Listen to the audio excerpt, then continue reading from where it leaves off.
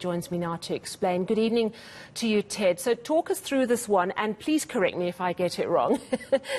My understanding is level 1 means the grid must shed 1,000 megawatts. Level 2 means the grid must shed 2,000 and so on.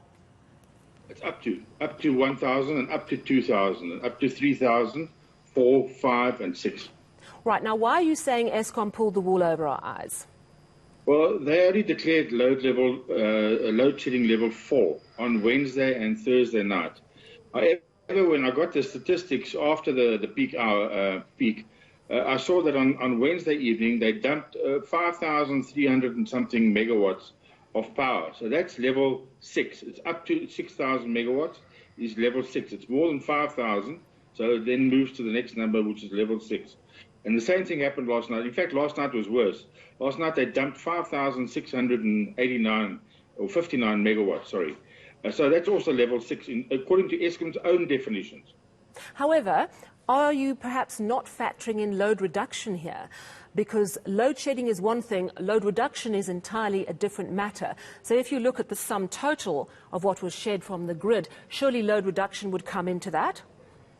No, Eskom has not been load reducing this past week. They've actually labelled it themselves load shedding on both Wednesday evening and on Thursday evening. I've got their reports. It's not my report, their reports. Why would they do this? Well, the fact that they had to load shed is because they ran out of diesel and they couldn't. In fact, last night they didn't run any OCGTs because they've run out of diesel. And I'm not sure what the cause was on Wednesday evening, why they couldn't supplement with additional power. But they just run out of capacity. In fact, the problem is that Eskom's actually run out of baseload capacity. Forget about peaking. The peaking, they sort of run the generators even during the day because they're critically short of even baseload power. Sorry, what is baseload capacity?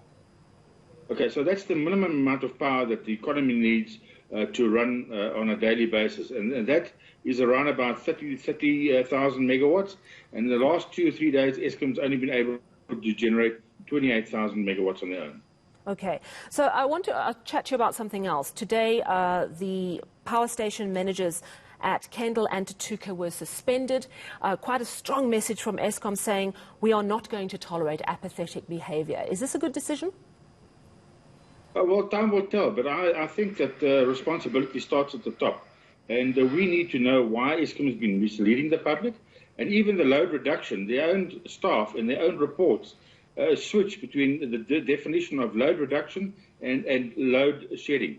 So there's no consistency coming out of the third floor of Megawatt Park. And until they can clarify the ethics and the communication, I don't believe what they're telling me. So it's quite interesting because I have spoken to Eskom about the difference between the two, and I'm quite clear. So where are you saying this mixed message is coming in? Certainly not in my communications with Eskom. Well, I can show you the proof. In one evening, they talked on the same report, in the one section of the report of load reduction, and then that same number appears lower down in the same report as load shedding. Eskom is also talking about the need for a change of culture. Now, you were there many years ago. Would you agree that a culture change has happened, needs to happen, needs to change again? I think that stands to reason that there needs to be some sort of cultural change. And in fact, the previous CEO, Mr. Khadebe, mentioned that as one of his targets. So it's nothing new that Eskom needs culture change. But you know what? It doesn't happen overnight. Mr. Khadebe gave himself 5 years. Unfortunately, he resigned after 1 year. But culture change is definitely not something that happens overnight. What is the culture that needs to change? Is it a culture of apathy and, oh, it doesn't matter? Or is there something else here?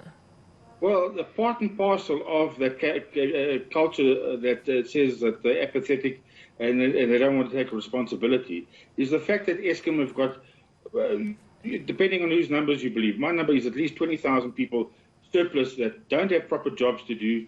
They've been identified by the President, they've been identified by Eskom, they've been identified by the World Bank, but the President has put an embargo on retrenching those people or severing their employment relationship. Now, if you've got 18,000 extra people floating around the organization with no work to do. Well, obviously, the culture is that of a holiday farm. So you're saying that up to half of the staff actually should go? There's no work for them. Eskom has digitized over the last 25, 30 years. The capacity output is no more than when Eskom had 32,000 staff in 2008. So, I mean, I don't understand the rationale for all the extra people.